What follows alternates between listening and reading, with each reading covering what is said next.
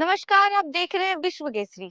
आज विश्व केसरी के साहित्य पेज यानी साहित्य केसरी का चौथा संस्करण प्रकाशित हो गया है, जिसमें बहुत सारी रोचक रचनाएं छपी है।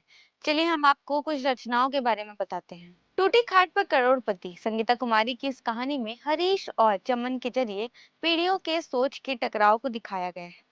चमन शहर में संघर्ष करते हुए पढ़ाई और नौकरी करता है, जबकि उसके पिता जमीन बेचने के खिलाफ हैं। हरीश के सुझाव पर दोनों मित्र गांव लौटकर डेयरी और जैविक खेती शुरू करते हैं, रोजगार पैदा करते हैं और गांव के विकास का नया मॉडल बन जाते हैं। आज महिला दिवस के दिन साहित्य केसरी में एक कविता छपी है जिसका शीर्षक है मैं स्त्री हूँ।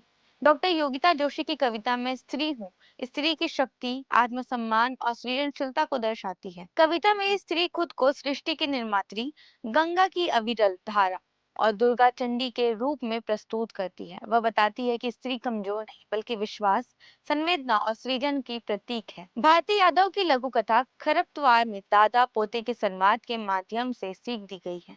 दादाजी वासु को बगीचे में फूल उगाने को कहते हैं, लेकिन साथ में उगी खरपतवार फूलों को नष्ट करने लगती है। दादाजी समझाते हैं कि जैसे खेत में खरपतवार वैसे ही मन में बुरे विचार होते हैं, उन्हें समय समय पर हटाना जरूरी है, तभी अच्छाइयाँ फलती फूलती है। पुष्पा तिवारी की कविता अर्पा पानी, प्रकृति और जीवन के गहरे संबंध को प्रतीकों के माध्यम से व्यक्त करती है। कविता में नदी, समुद्र, रेत और आंसू के जरिए जल संकट, प्रकृति के अहंकार और मानव जीवन की संवेदनाओं को दर्शाया गया है। कवित्री बताती है कि सूखे और संकट के बीच भी उम्मीद, रिश्ते और जीवन की संभावनाएं अभी बाकी है।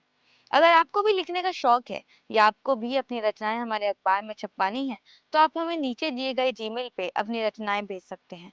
फिलहाल के लिए इतना ही। ऐसे ही ताज़ा अपडेट्स के लिए बने रहिए विश्व केसरी के साथ।